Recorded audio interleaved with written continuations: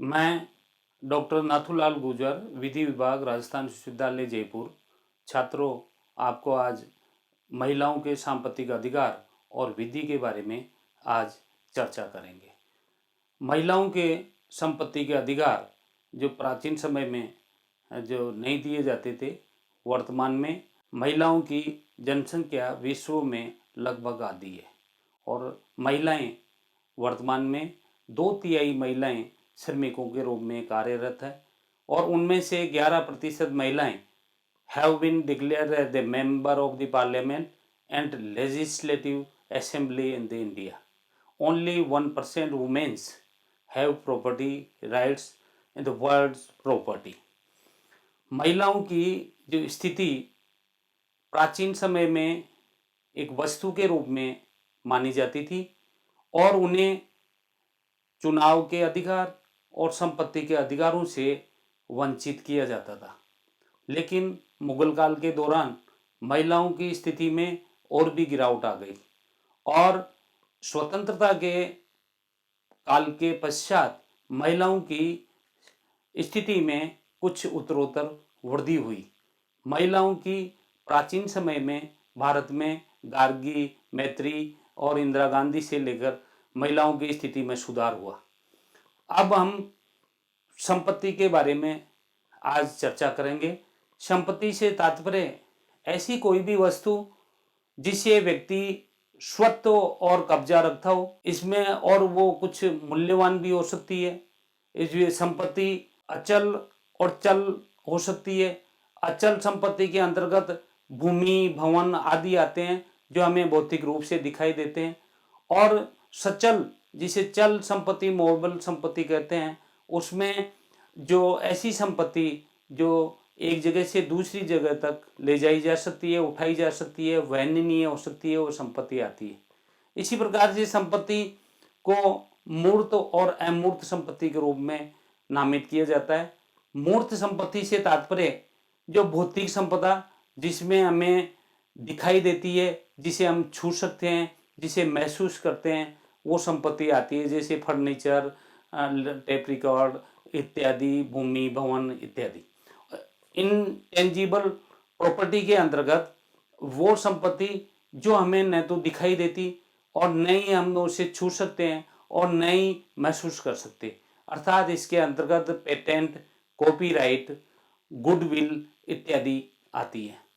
अब संपत्ति का अंतरण अधिनियम के अंतर्गत संपत्ति अंतरण के जो तात्पर्य को धारा 5 के अंतर्गत परिभाषित किया गया है और संपत्ति अंतरण से तात्पर्य ऐसे कोई भी जीवित व्यक्तियों के मध्य में संपत्ति का वर्तमान या भविष्य में होने वाला एक या एक से अधिक व्यक्तियों के बीच में स्वयं और या अन्य व्यक्तियों के बीच में व्यवहार संपत्ति के बारे में किया जाता है, इसे हम संपत्ति अंतरण कहते हैं। जीवित व्यक्तियों के अंतर्गत कंपनी, एसोसिएशन, व्यक्तियों का समुदाय भी हो सकता है, चाहे ये निगमित हो या नहीं हो, उससे कोई फर्क नहीं पड़ता है। लेकिन संपत्ति के अंतर्गत सारी जो कंपनियां अर्थात प्राकृतिक व्यक्ति और कृत्रिम व्यक्ति जिसका निर्माण विधि के अनुसार हुआ हो, वो सब संपत्ति धारित वर्णित कर सकते हैं। सिंपली संपत्ति के कई प्रकार जो हैं वर्तमान में है। इसमें जो मूवेबल चल और अचल संपत्ति जिसका हम पूर्व में जो वर्णन कर चुके हैं, संपत्ति अंतरण अधिनियम के अंतर्गत केवल अचल संपत्ति, ट्रांसफर ऑफ प्रॉपर्टी एक्ट के अंतर्गत केवल अचल संपत्ति को परिभाषित किया हुआ है। रजिस्ट्रेशन एक्ट 1908 के अनुसार अचल संपत्ति को परिभाषित किया हुआ है। जनरल क्लॉजेज एक्ट में केवल सकारात्मक संपत्ति, अचल संपत्ति के बारे में व्यक्त किया गया। इसी प्रकार से संपत्ति जिसे हम भौतिक संपदा और अभौतिक संपदा के रूप में संज्ञापित कर सकते हैं। इनकॉर्पोरेबल प्रॉपर्टी को भी हम दो भागों में विभाजित कर सकते हैं, पहला जो टेंजिबल और दूसरा इनटेंजिबल। टेंजिबल से जैसा कि हम पहले ही निवेदन कर चुके हैं कि मूर्त संपत्ति से तात्पर्य ऐसी संपत्ति से है जो हमें दिखाई देती है, जिसे महसूस करते हैं, जिसे हम देख सकते हैं। अमूर्त संपत्ति के अंतर्गत जो ऐसी संपत्ति जो व्यक्ति की पूंजी, विचार, बुद्धि आदि के उपार्जन से प्राप्त की जाती है, अर्थात कॉपीराइट है। इसी प्रकार से आपके इंटेलेक्चुअल पेटेंट एक्ट है, ट्रेड एक्ट है, ट्रेडमार्क है, गुडविल है, इत्यादि संपत्तियां जिनको व्यक्ति अपने मानसिक प्रयासों से, बुद्धि से, विचार से उसे प्राप्त करता है। इसी प्रकार से हमारे हिंदू उत्तराधिकार अधिनियम और भारतीय उत्तराधिकार अधिनियम में अलग अलग संपत्तियों को बताया गया है। उनमें एक सप्रतिबंधित संपत्ति और अप्रतिबंधित संपत्ति। सप्रतिबंधित संपत्ति जो व्यक्ति द्वारा स्वयं द्वारा अर्जित की जाती हो। Learning act, right to learning act 1930 था। उससे पहले व्यक्ति अगर नौकरी भी करता था अपने परिवार में और संयुक्त परिवार की संपत्ति से यदि वो आज नौकरी प्राप्त करता था तो उसमें से संपत्ति का बंटवारा होता था। लेकिन अब 1930 के बाद में महिलाओं का संपत्ति का अधिकार अधिनियम 1937 पारित हुआ, जिसमें महिलाओं को केवल 3 प्रकार की विधवाएं, जो विधवा, मृतक की विधवा, पुत्र विधवा और पौत्र विधवा को जो सैदाई की संपत्ति में अधिकार दिया। इसी प्रकार से संपत्ति जो एंसेंट पैतृक संपत्ति है, जो हमें पुरखों से, पूर्वजों से मिली हुई हो, या इसी प्रकार से हम संपत्ति के अंतर्गत जो स्वयं अर्जित संपत्ति एक महिलाओं के बारे में है तो हिंदू उत्तराधिकार अधिनियम की धारा 6 में सैदाई संपत्ति के बारे में हित बताया गया है। इसी प्रकार से धारा 14 में 1 में स्त्री धन जो और 2 में स्त्री संपदा के बारे में बताया गया है। स्त्री जो कोई भी किसी उत्तराधिकार के माध्यम से, अतिजीविता के माध्यम से, वसीयत के माध्यम से, पट्टा के माध्यम से, मॉर्गेज, प्रभार, विक्रय और गिफ्ट आदि स्त्री धन के बारे में जो संपत्ति है। संपत्ति में जो है हिंदू उत्तराधिकार अधिनियम के अंतर्गत महिलाओं को 2 शाखाएं हैं, मिताक्षरा और दाई भाग। मिताक्षरा में सैदाई की को अर्थात संयुक्त हिंदू परिवार की महिला सदस्य होती थी, लेकिन संपत्ति में हिस्सा नहीं दिया। लेकिन अभी हाल ही में हिंदू उत्तराधिकार अधिनियम 2005 में जो संशोधन हुआ और उसमें क्रांतिकारी परिवर्तन के माध्यम से महिलाओं को सैदाई की संपत्ति में अधिकार दिया गया, अर्थात दाई भाग विधि की वर्तमान में महिलाओं की जो स्थिति को मजबूत किया गया। अब आइए हम संपत्ति के से संबंधित हमारे संविधान में जो है, पहले संपत्ति का अधिकार मौलिक अधिकार माना जाता था, लेकिन 76 में 42वें संशोधन के माध्यम से जो 1976 में जो संशोधन हुआ और उनमें अनुच्छेद 3 का जोड़ा गया जो संवैधानिक अधिकार हो गया। तो महिलाओं के जो विभिन्न प्रकार के अधिकार अलग अलग कानूनों में जो बताए हुए हैं वो Hindu women's property rights act 1937, इसी प्रकार से हिंदू सक्सेशन एक्ट 1956 की धारा 6, 14, 29 और 30, इसे इंडियन सक्सेशन एक्ट, इसमें वसीयत के बारे में भी काफ़ी प्रावधान किए हुए हैं। लैंड एक्विजिशन एक्ट, इसी प्रकार से लैंड सीलिंग और होल्डिंग एक्ट, इसी प्रकार से राजस्थान टेनेंसी एक्ट में महिलाओं के अधिकारों को सुरक्षित किया गया है। राजस्थान लैंड लॉ एक्ट में भी महिलाओं के अधिकारों को सुरक्षित किया गया है। इसी प्रकार से जो महिलाओं से संबंधित या पुरुष, उसमें कन्वर्जन, अलॉटमेंट, म्यूटेशन और ट्रांसफर के माध्यम से संपत्ति अंतरित की जाती है। अब लेटेस्ट पोजीशन वुमेन की प्रॉपर्टी जो हिंदू सक्सेशन जो अधिनियम है उसमें एक महिलाओं को जो पहले पुनः विवाह कर लेती थी उसे अधिकार दिया गया। इसी प्रकार से महिलाओं को जो उसको पूर्ण स्वामी का अधिकार दिया गया। इसी महिलाओं को उसे सैदाई की बनाया गया और महिलाओं को वसीयत करने का अधिकार भी, संपत्ति को वर्णित करने का अधिकार गया। अब जो एक पुत्री है, एक पुत्र की बराबर सैदाई की बन गई है, वह संपत्ति की पूर्ण मालिक जो बन गई है और वो अब वो पुनः विवाह के बाद में भी संपत्ति का अधिकार रख सकती है।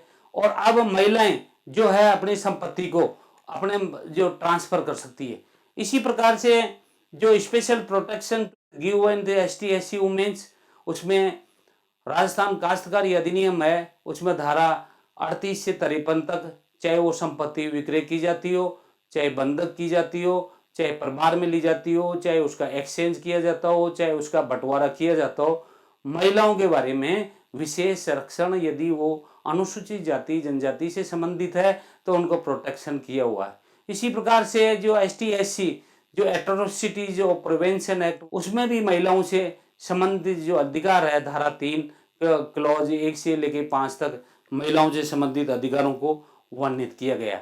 और अब जो संपत्ति से संबंधित महिलाओं को विशेष प्रकार के जो प्रावधान है, वो जो स्टिल बोर्न अजन्मा बच्चा है, चाहे वो गर्भ में हो, चाहे फिजिकल हैंडिकेप्ट हो, सेरेब्रिक पाल्सी से ग्रसित हो, मेंटल रिटार्टेड हो, चाहे ब्लाइंड हो, अंधा हो, बहरा हो, या विद्यार्थी जो कोई शिक्षार्जन किसी भी मान्यता प्राप्त शैक्षणिक संस्था में शिक्षा अर्जित कर रहा हो, और यदि वो 25 वर्ष से कम का है तो उसे संपत्ति किराए पर, अपनी भूमि किराए पर देने के बारे में विवेचना की गई है। इसी प्रकार से हमारे सैनिक हैं, सैनिक भाइयों को भी जो है इन राजस्थान काश्तकारी अधिनियम के अंतर्गत और कई अधिनियमों के अंतर्गत संपत्ति संबंधी अधिकार जो दिए जाते हैं, चाहे वो पेट्रोल पंप हो या अन्य प्रकार के जो भूमि भी कई हमारे देश के लिए शहीद हुए हैं, उनके लिए भी जो भूमि जो राज्य सरकार द्वारा या केंद्र सरकार द्वारा सैनिक कल्याण बोर्ड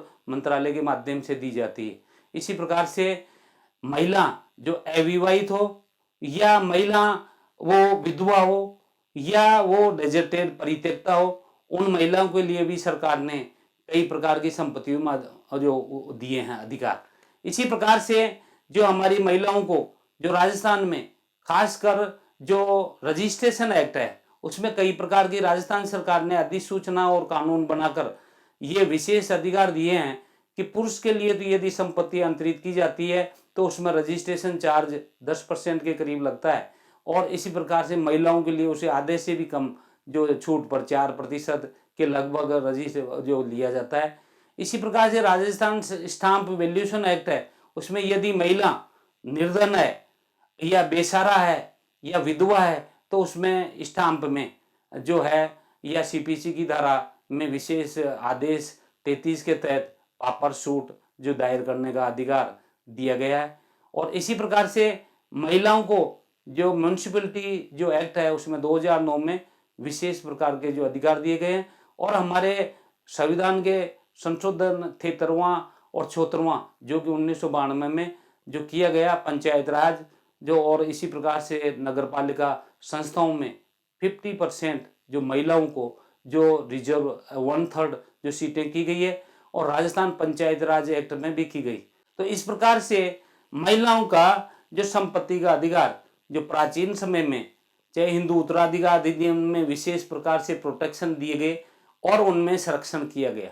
इसी प्रकार से यदि महिला रजिस्ट्रेशन स्पेशल मैरिज एक्ट के तहत अगर मान लीजिए विवाह करती है तो ऐसी स्थिति में वह हिंदू महिला है, और तो ऐसी स्थिति में हिंदू उत्तराधिकार अधिनियम लागू नहीं होंगे और उसमें भारतीय उत्तराधिकार अधिनियम के प्रावधान लागू होंगे।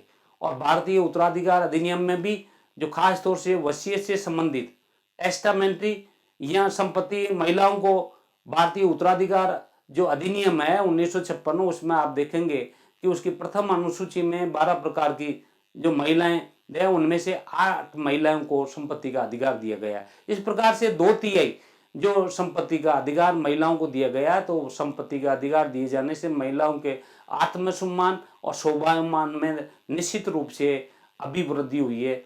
धन्यवाद।